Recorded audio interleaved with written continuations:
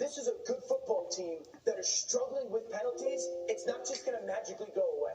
I don't know who can win in this league with a bunch of unforced errors, but I know the Cowboys, with the way their roster looks right now, I agree with you completely. They cannot afford to give away yards like this. This matters a lot. And look, I don't know, to your point, like the Cowboys situation is obviously unique. I don't know how much power the head coach of the Cowboys has to cut a guy, quite frankly. But the fact of the matter is he's on trial this year for his job. Like at the end of this year, if they're leading the league in penalties again and they miss the playoffs, he's probably out. And the whole idea of cutting a guy, I want to make sure it's clear to the audience what it is we're talking about, and I will do so with an illustration, with a story that I remember.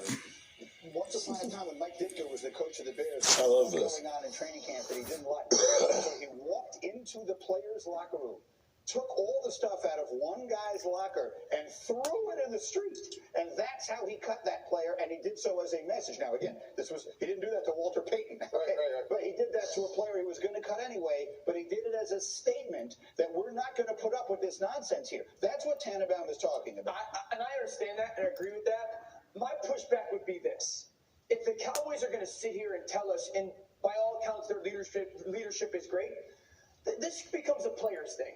Like, guys, at some point we got to be professionals. Let's be adults, and we can't always make your run after practice because you got Dak Prescott, Ezekiel Elliott, Diggs, DeMarcus Lawrence. Those guys have to start kind of handling this and self-policing it themselves. You mean the guys that didn't play in preseason? You cutting the 79th guy. No, I'm watching Mark Holmes, guys. My other dad. He said he might.